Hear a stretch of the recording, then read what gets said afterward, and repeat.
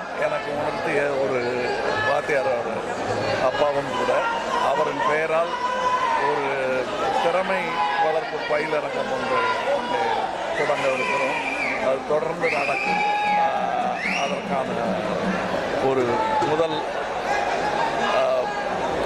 ஒரு ஃபங்க்ஷனாக, ஒரு நிகழ்ச்சியாக இங்கே நடக்குது. சார், ரஜினிகாந்த் அவர்கள் கொடுத்த விருதை ஒரு நண்பனாக கமலஹாசன் பெருமையாக பாராட்டியிருக்காரு. அதே ஒரு அனுபவமுள்ள ஒரு நடிகராகவும் ஒரு அரசியல்வாதியாகவும் அதை எப்படி பார்க்கிறார் கமலஹாசன் அவர்கள்?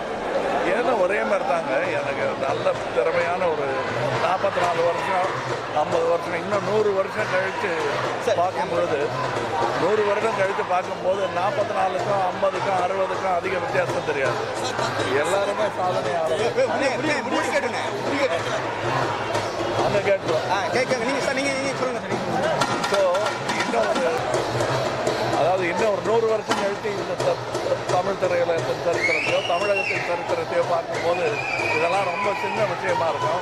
60க்கும் 40க்கும் 44க்கும் பெரிய வித்தியாசம் தெரியாது.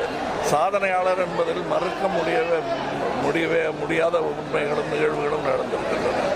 அவரை பாராட்டி அதற்காக பெருமை கொள்கிறது திரையுலகம்.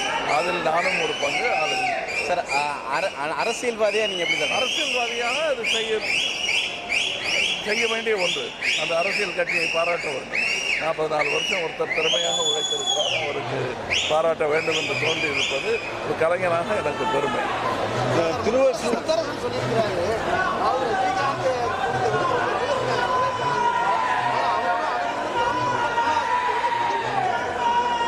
பரவாயில்ல, ஒருவேளை இன்னும் தள்ளி கொஞ்ச நாள் கழித்து கொடுக்கலாம்னு இருக்கிறாங்க.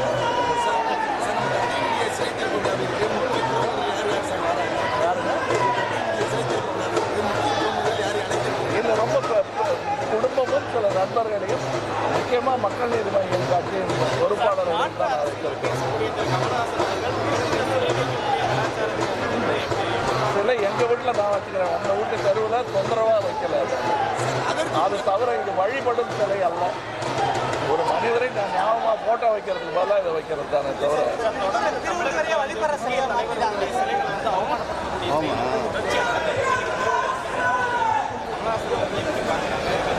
இல்லை, சிலை வைக்கிறதுங்கிறது அவங்கவுங்க அப்பா அம்மாவை அவங்க மதித்து வைக்கிற மாதிரி தான். மூதாதையர்கள் தான் நம் முன்னோர்கள் மூதாதையர்னு மதிக்கிற ஒரு அதில் அதை அவமானப்படுத்தணும்னு நினைக்கிறது ஒரு நல்ல தரமான செயல் அல்ல. அரசியல் படி பார்த்தாலும் மனிதனாக பார்த்தாலும் அது யார் செஞ்சாலும் தப்பு தான். லட்சக்கணக்கான திட்டங்களை கொண்டு வந்திருக்கு தமிழக அரசுன்னு சொல்லிட்டு இருக்காங்க.